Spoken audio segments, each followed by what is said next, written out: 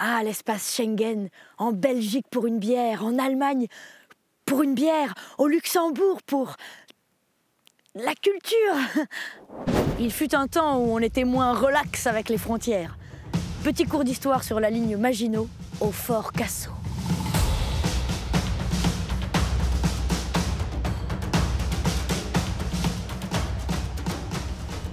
Florian, bonjour. Nous voici au cœur du Fort Cassel sur la ligne Maginot. Alors tout d'abord, petit rappel d'histoire. Donc la ligne Maginot, c'est une ligne de fortification bâtie le long des frontières de l'est du pays. On retient principalement la ligne Maginot face à l'Allemagne, mais on retrouve également des organes de la ligne Maginot dans le nord de la France, dans les Alpes, en Corse. Une ligne dissuasive, on va dire. Donc le Fort Cassel, il a été construit quand? De 1934 à 1938. C'était occupé par combien de personnes, le fort? Alors ici, tu es dans un petit ouvrage d'infanterie. Oui. On avait un effectif théorique qui était de 176 hommes d'équipage. Là, normalement, c'est l'heure de mon quart. Mais les Boches, je les connais. À l'heure qu'il est, ils font cuire les bras de Wurst. C'est pas la peine de se presser.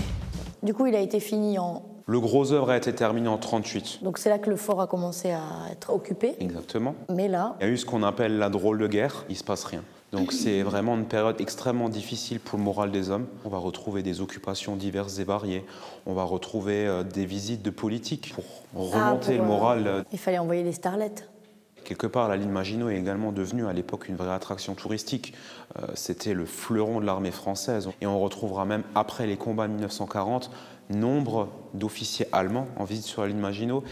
Chère mamie, les Allemands à Rohrbach, c'est comme le soleil en Bretagne. On l'attend encore.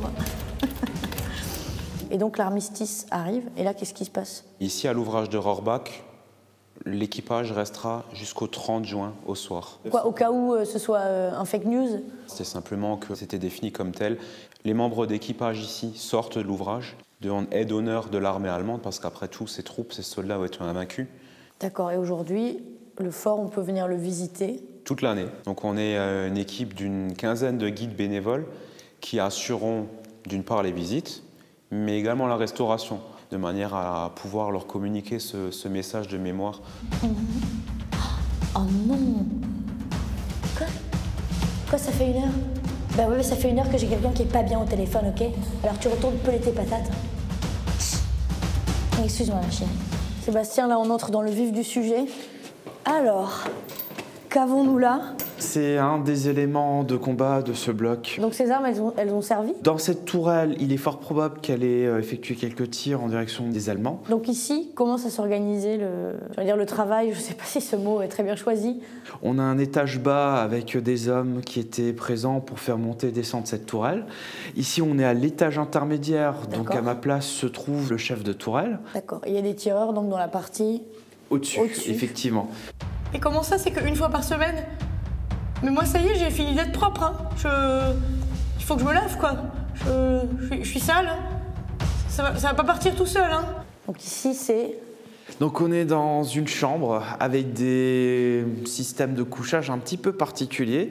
C'est des hamacs comme dans la marine. D'accord. Puisque la ligne Maginot a été conçue comme un navire de guerre. Donc les soldats qui étaient ici, c'était des soldats qui n'étaient pas forcément formés? Les troupes de la ligne Maginot sont des troupes d'élite. Et du coup, ici, c'était tirer, prendre son quart, dormir? On est dans un espace de vie. On va retrouver des éléments qui ont été rapportés par les soldats. Donc il y a quand même des moments de décompression, on va dire. C'est nécessaire, donc effectivement, on a prévu un petit peu tout ça. Ce midi, j'ai fait rissoler beaucoup de patates. Mais alors, beaucoup de patates. Alors Sébastien, nous voici dans les cuisines du fort. Alors quoi, c'était la guerre, alors c'était patates? Et non, ici on mangeait très bien. On est sous terre, donc il y a un petit problème moral, mais aussi de vitamines. Donc ce qu'on a fait, on a acheminé ici plusieurs fois par semaine de la nourriture fraîche. Et on a des basses-cours en fait dans ces ouvrages. Mais on sort s'en occuper, on vérifie qu'il n'y ait pas un Allemand et on va donner du grain aux poules? Voilà, plus ou moins ça. Et puis on a eu aussi une anecdote ici, puisqu'on avait un cochon. Un jour, ce cochon se balade dans le réseau antipersonnel. Il a réussi à sortir. Et est-ce que du coup, comme il avait survécu aux mines, on en a fait une mascotte et on l'a laissé vivre? Et au bout d'un moment, il est quand même passé à la casserole. C'est dur la guerre. Et d'ailleurs, la guerre, c'est fini. Moi, ça fait longtemps que je suis sous terre et j'ai opéré une petite remontée. Merci beaucoup, Sébastien. Purée, mais c'est pas possible. Ah, c'est là. Oh mon Dieu. Ah, je peux plus